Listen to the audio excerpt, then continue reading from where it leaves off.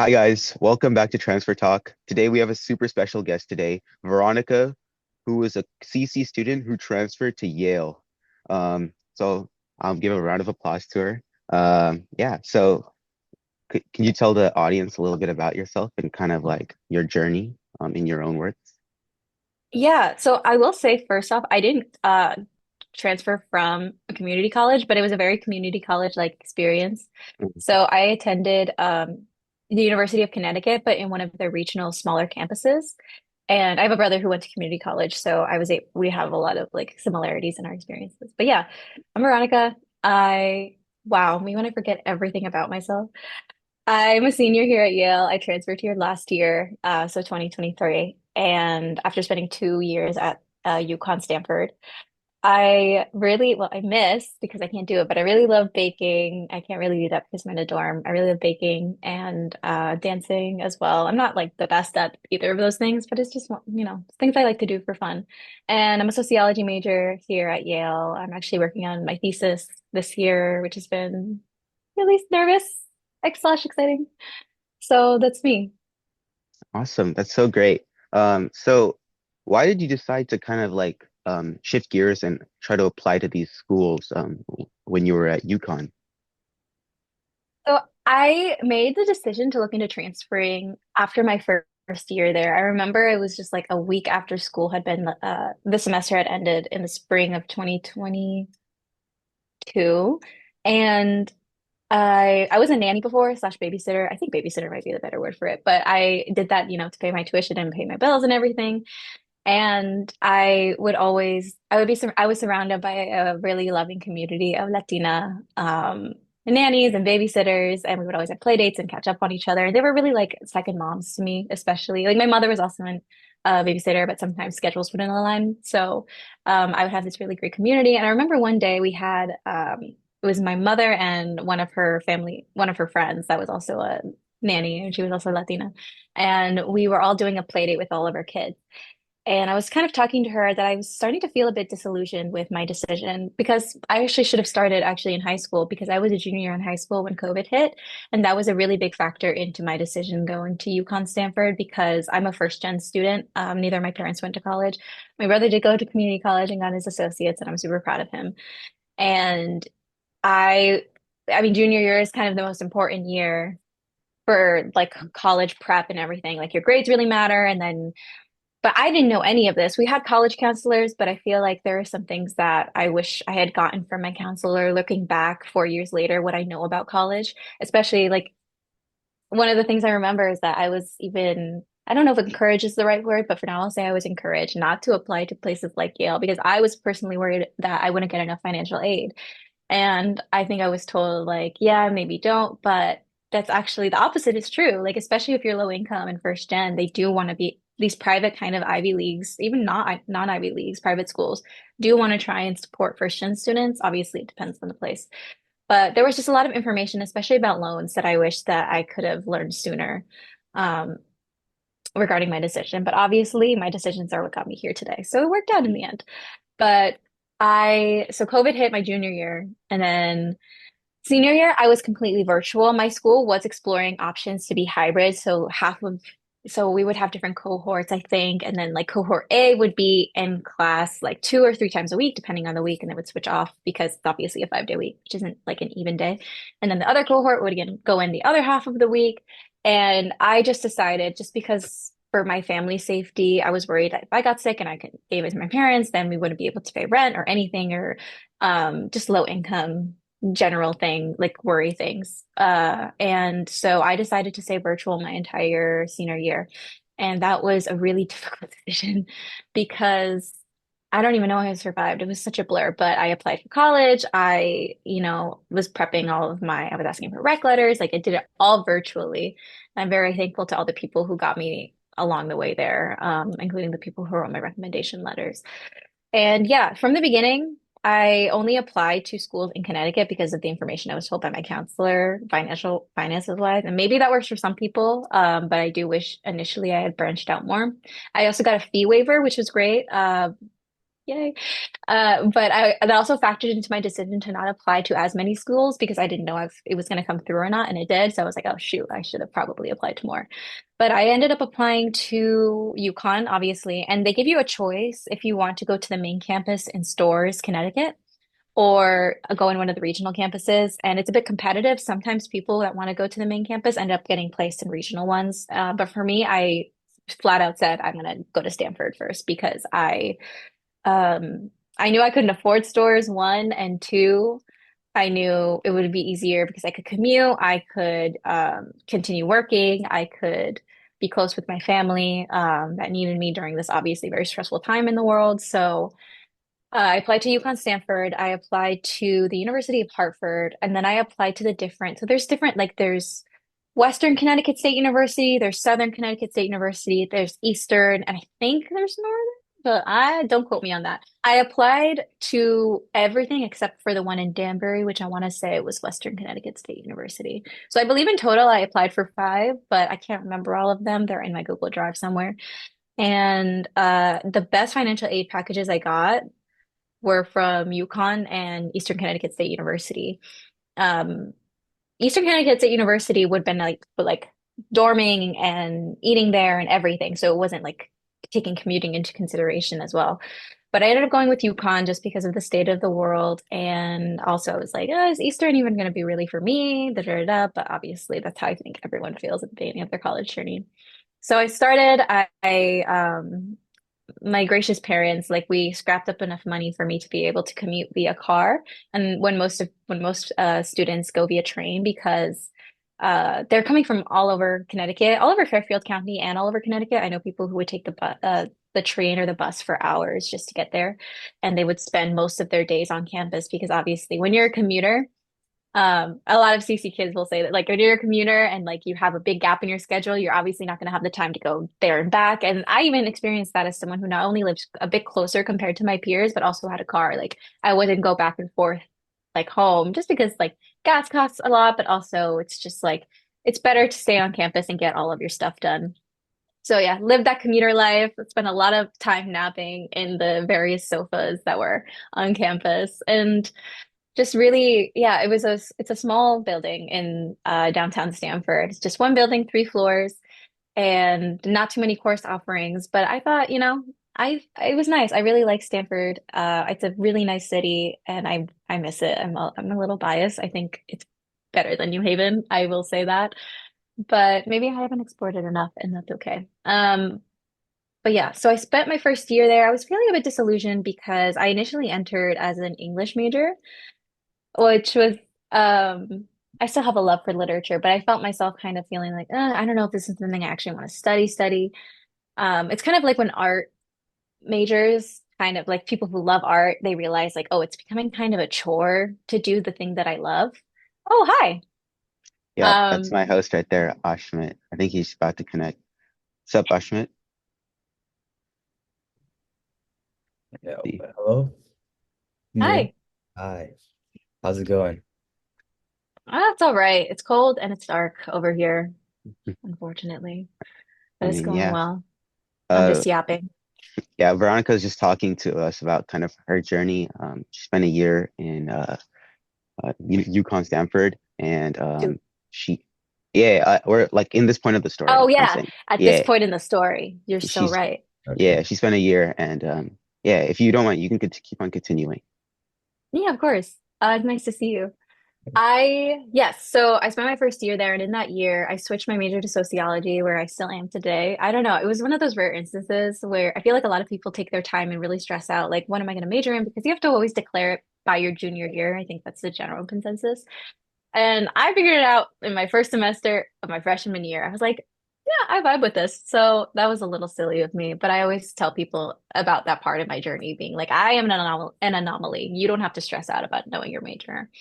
Um, so I stuck with sociology, and I had also, with my peers and my professors, had started a club for first generation students because we noticed a majority of us on that campus were minorities, just trying to get by. We had jobs on and off campus. We were taking a lot of classes. We were trying to get the education that a lot of our parents maybe didn't get, and I just felt really seen by a lot of my peers. Like we were all hustlers. I still am, but like we are all hustlers, I think. And we do our best and we're so intelligent and smart. Like I miss the people there every single day. And the community's growing too. Like they just opened like a Latin, not culture center, but like an La Comunidad Intelectual, it's called like the intellectual community. And it's for a Latin community there. After I left, which is so sad, but it's okay.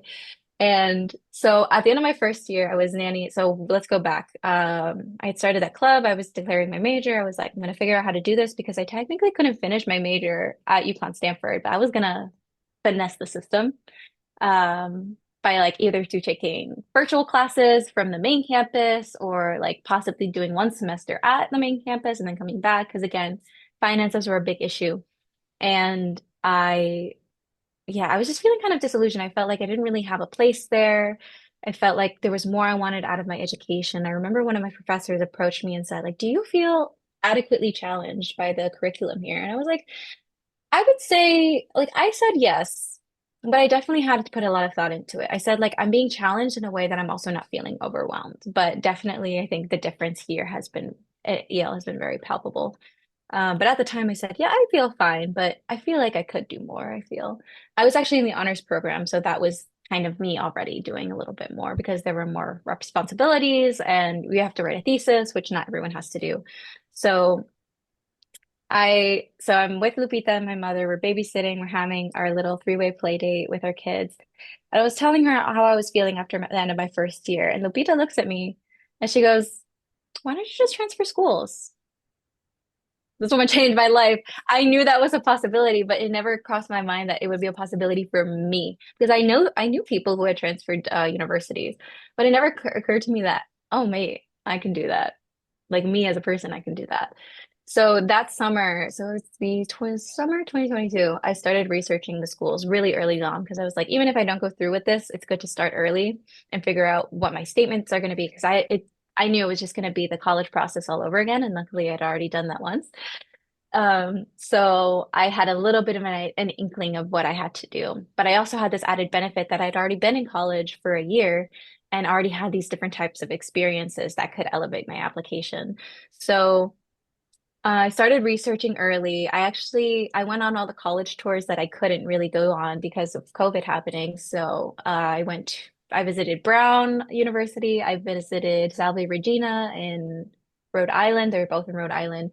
I visited Boston College, not university, and briefly Harvard, but parking in Boston is so expensive. Like it was $16 for not even an hour.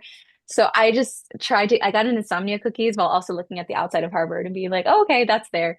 So I went to Harvard for like 2 seconds, but I didn't get that much of an experience there. But yeah, and I actually toured the Yale as well, which is a funny little story. I actually went already during my first year, which is how I ended up um, being like, this seems like it would be cool. So I went on all these college tours. I was doing research in all the places that I was thinking of, mostly in the tri-state area, mostly in the New England Northeast area, because again, I didn't want to be too far away from my family, just for a variety of reasons. But I knew like I do want to live on campus. I don't want to have to commute anymore. I want a bit more of a richer education, I guess would be the word. But I obviously still appreciate the education I received from my people at UConn. Like I appreciate it so much. But there definitely is a difference here. Uh, good or bad, I don't know, but there's a difference. And so I knew I didn't want to. I know some schools can let you transfer in during your spring semester. I didn't want to do that. I wanted to spend a full year at UConn and really be able to get my footing so that during my junior year, what would have been my junior year or third year, I could be like, okay, I'm good. I'm not coming in the middle of a school year where everyone kind of already has their people and things are already going on. So I was like, I'm going to transfer for the fall of my junior year. And yeah, so that's how the journey started. And it was a lot. It was a lot. I ended up only applying to two schools, Brown and Yale, which that was a decision. That was definitely a Yeah, decision. it definitely sounds like a decision. That was such a beautiful story. I really like your energy. I think you're super charismatic and Thank outgoing, you. and that kind of leads me to my next question. Like, um, so from what I've seen, right, as a California community college student, if you get like all A's, have like a decent GPA, some decent extracurriculars, you're bound to get into like UCLA or Berkeley. But kind of like if you want to take that step a little further, um, like having a good GPA, like standardized scoring, that's like kind of like the base level. And then really what makes your application stand out, like correct me if I'm wrong, is kind of who you are as a person and how you show that through essays and also extracurriculars. Now, how like when you were kind of like crafting, I remember you told me your community was like full of hustlers. Did you kind of like In a good portray your way. way? Yeah, in a good way, in a good way. Yeah, but did you kind of portray yourself in a way or like basically like how did you kind of like um take on the essay portion? What did you like kind of like want to include? Did you like kind of let your personality like fully shine? Like what was like the game plan going into that? Oh, absolutely. I think I put myself in the perspective of people who have to read thousands, hundreds, maybe thousands of admissions essays a day for these things. And I thought, what is the way that I can do? What can I do to like stand out from the crowd? And I was like, honestly, this is so cliche, but just be myself and talk about me and talk about what I feel like not only I can bring to the school, but what can do for me. And so part of that was just going back and talking about my life experiences growing up in a very predominantly white, very affluent town, how that affected me as a minority, as a low income student. And the biggest thing I tell people, because I'll have people email me and say, "Hey, I saw your story. I know you transferred. What's some advice that you can give me for essays or for whatever?" And I'm honestly like, it's so cliche, but be yourself. Trust, like be yourself. But besides that, besides like, because I know that in and of itself, it can be easy or hard depending on who you are. I emphasize to people that in your essays, you have to show who you are and what you value and how that ties into the education that you're going to receive at this university that you want to go to. And obviously, that means you have to cater a bit to each university. Like writing your personal statement shouldn't be copy paste, copy paste, copy paste, because each university is going to bring different things. Like I remember for Brown, I highlighted in particular their open curriculum and what I felt like that could do for me and being able to forge my own path, especially as someone who really loves, like I study so like my major is sociology, but I'm basically a Latin American history nerd. So, but hey, it worked out here. But at Yale, for my Yale application, I emphasize their liberal arts approach to education and how that would be good for me. So, researching the schools definitely like assisted me in all of that. But that's how I approached it. I was like, I remember I started off my personal statement saying, I value community, education, and then a third thing I can't remember. But obviously, education was the biggest thing because obviously I'm applying to university. And education is very important to me, especially having parents who immigrated here from a place where, they graduated high school and I'm so proud of them, but they never got the opportunity to go to college. And they definitely look at me and my brother as those kind of opportunities arise and they want us to do the best for ourselves. So, I talked a bit about my childhood growing up in an affluent and very rich town and um, how I kind of found my voice. I used a metaphor for a key, how I kind of found my voice and I can't explain the key thing to you, but how I found my voice through education, how I found power through education. And also, oh, the third thing I remember, my culture. I talked about my culture because I felt that as a child of immigrants, I wasn't really, none of our family is really in the United States. Most of them are back in Paraguay. So I talked about this experience I had going to Paraguay for the first time that I could remember at least because I went there when I was a baby. And feeling so sad because I didn't know how to speak Spanish and I couldn't communicate with any of my family members. And I talked about how I found my voice through education by taking my Spanish classes more seriously. And then I ended up taking AP Spanish and like really improving and even taking native courses with the native or heritage speakers, however you would say it, in high school. I talked about how I contributed to my community through things like there's this program called Innovation Lab in my high school that was like a project-based program. I'm really thankful to be in it. I was really thankful to be in it. And I talked about that a bit in high school. And then the good part, again, is that I had already been in college and I already made some kind of impact in just in my first year, which was starting the First Gen Club. And I remember just being so proud to be able to write. I started this with my friend Abby. We did X, Y, and Z things, and basically, our goal was just to bring resources to people, bring a community to people. We would have fun events and also informative events like how to ask for a letter of rec, or like what should you do to approach grant writing or applications or scholarship applications, because scholarships were a huge thing students needed in order to pay their tuition. And UConn offered so many just through themselves. Like we didn't have to go through a lot of third-party options. Like a lot of the scholarships I got were through UConn. So I was able to talk about the impact that I had made in my first year of college as not just a sociology major, like researching injustices, but also as an advocate for first gen students by starting this club. And yeah, and I just ended off by saying, by reiterating my values and how I can bring those and continue those at the schools that I was applying to. So Yale and Brown. Hmm. Wow, Awesome. yeah. I think That's really like interesting how you talked about how you found like your voice through like learning Spanish and everything, because when I was taking Spanish in high school, it was like my most dreadful class. Like I hated every part of it. Um I struggle too. yeah, Trust, yeah, trust. yeah. But I guess that leads me to my next question is like one really important aspect of like transferring is having like a really, really strong reason of like why you want to transfer, right? And it can't be like, oh, I just want to attend a better university or more prestigious university. So like, could you go into like maybe like what are some like good things to talk about or like some things to avoid in like the transfer process when you're talking about why you want to transfer? Oh, absolutely. I think, yeah. Can I curse or no? Should I not? yeah, no Or worries. It's we're unfiltered here.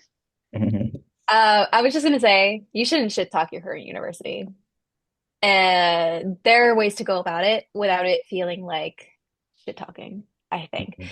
Um, I think it's all about how you market yourself. And God, I'm such a marketing nerd. I'm sorry. But here's the thing. I think when I was speaking to other people about some of the experiences that we had at UConn that we felt like could have been improved, like a big thing was, what was I saying?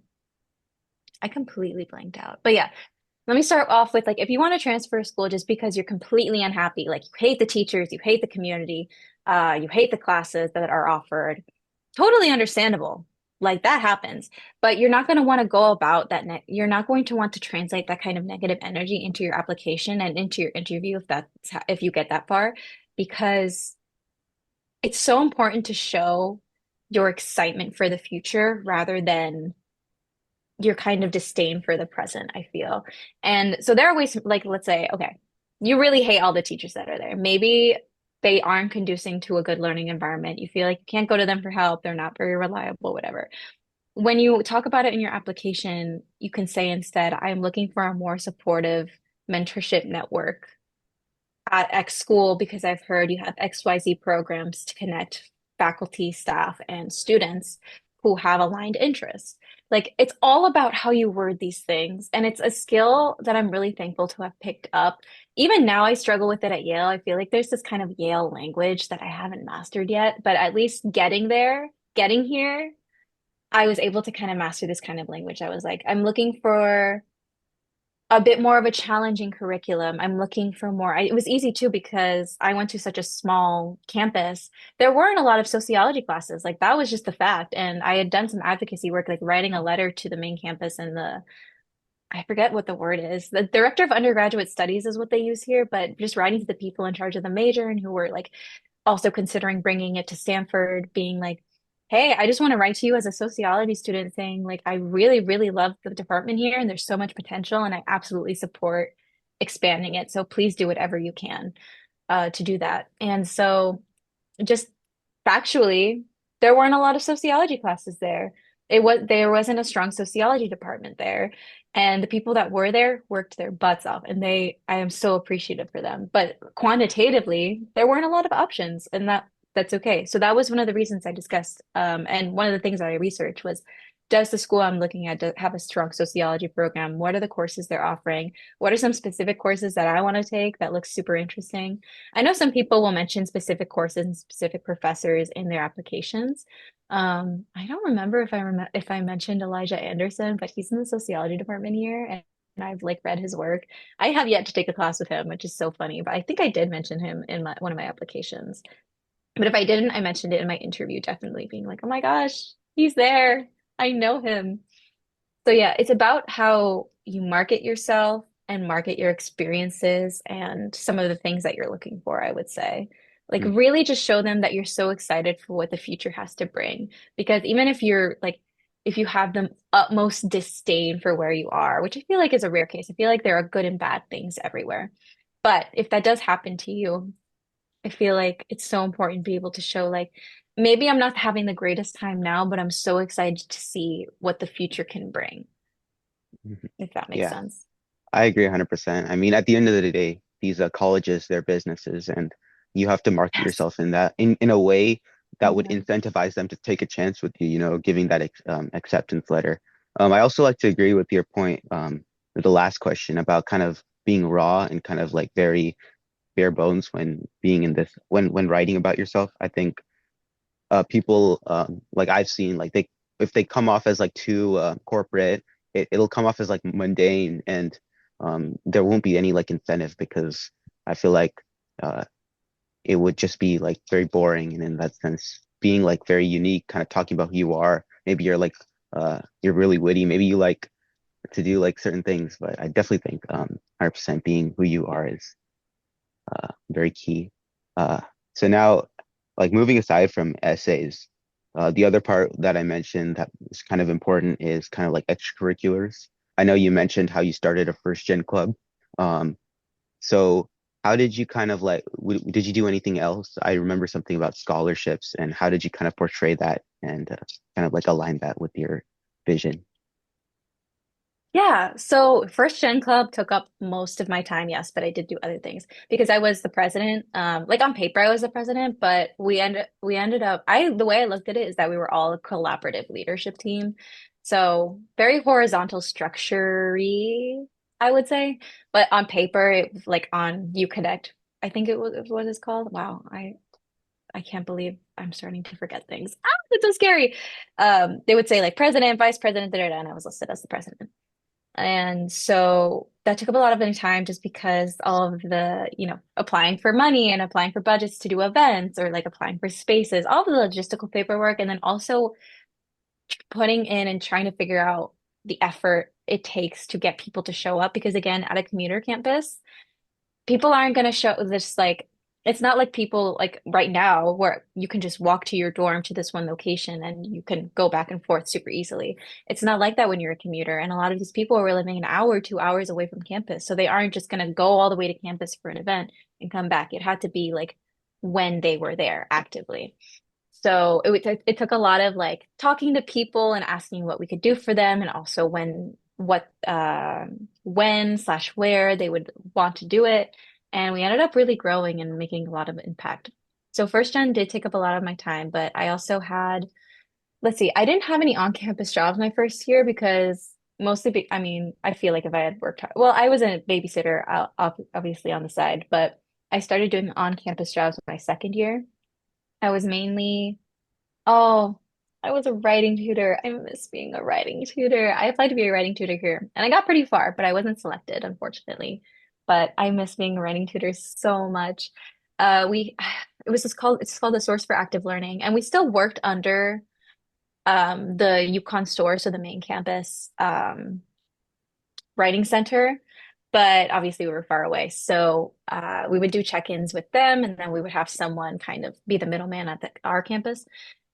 And it was so amazing. I love being able to connect with people that I wouldn't normally see in class because they're coming with me like for econ papers or for history papers. And it was so nice to be able to connect with people and kind of give them a bit more confidence in their writing.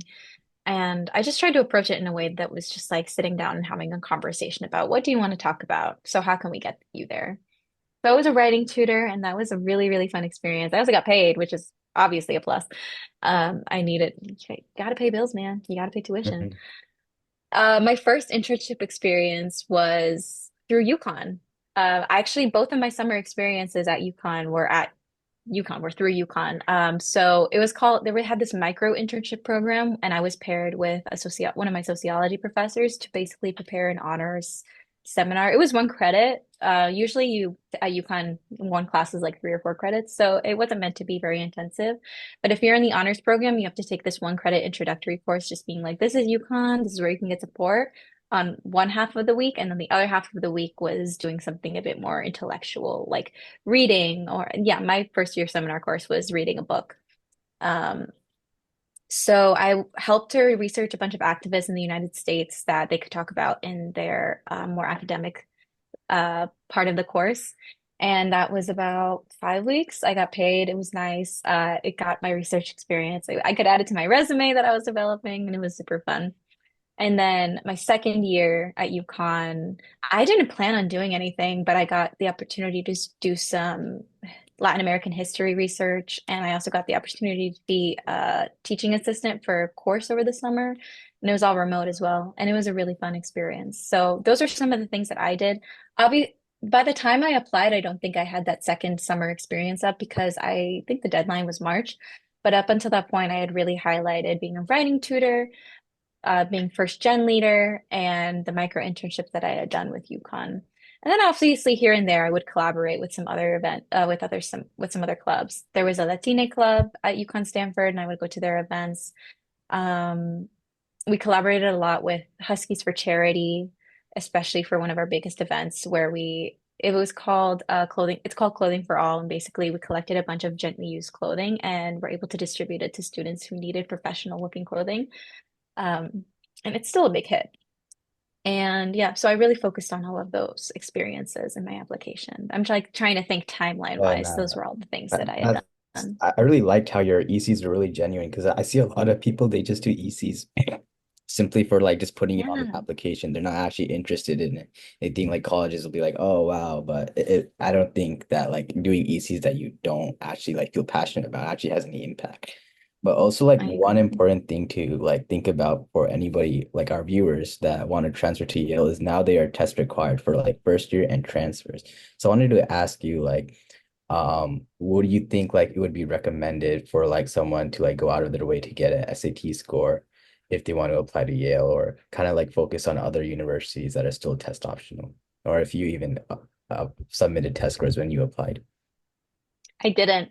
Was one of the very few blessings of COVID is that I didn't take the SAT nor or the ACT. So I didn't submit any scores for that. Um, Not that I felt like if I did take the SAT or the ACT, I would have gotten a decent score because I'm not good at math. Hello, I'm not good at science. Like I like them, I'm not good at them.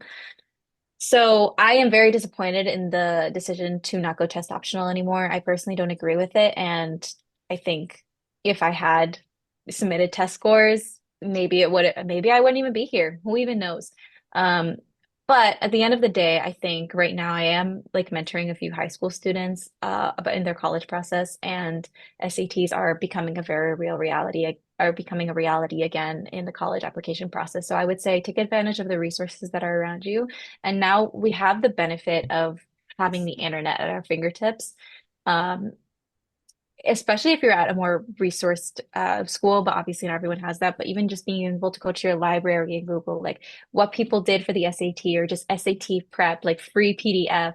I think it's so great that we have the internet as a resource now and being able to ask other people, and even just things like LinkedIn, like being able to connect with people saying like, oh, did you submit scores? Like, what do you recommend? And yeah, so I personally don't agree with the decision, but I think it's absolutely doable if, especially if you feel like the benefits are going to outweigh the fact that you have to study for the SAT. Like the benefits of going to Yale, especially, like obviously there's the name, but you also get some great connections. There's a decent community.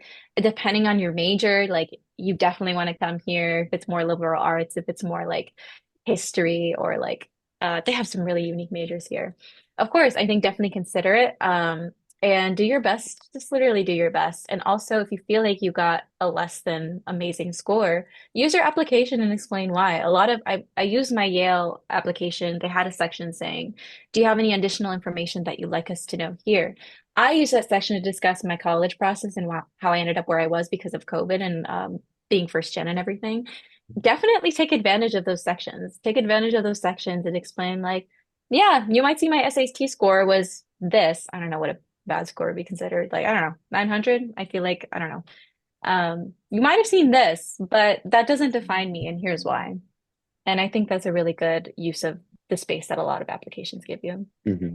Yeah, I agree 100%. It's all just about kind of figuring out if it's worth it or not. Um, I do think our meeting is gonna kick us out in like 3 minutes, but Veronica, it's been so nice talking to you. I feel like we've kind of understood like another side of the application, sort of like being like true to who you are, kind of making sure your values are being demonstrated through your applications and that you're just genuine as a person when submitting them. So thank you so much. Me and Ashmit definitely learned something. We hope our viewers learned something as well and took something away from this. But yeah, uh, have a good luck and yeah, congrats on graduating from Yale. Soon, soon, Congratulations. soon, soon. Oh, soon, but yeah. Soon, Yeah, soon. Mhm. soon.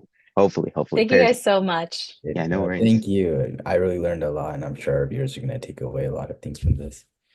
Yeah, I hope so. And All right. anyone is free to reach out to me. Of All right. course. Bye.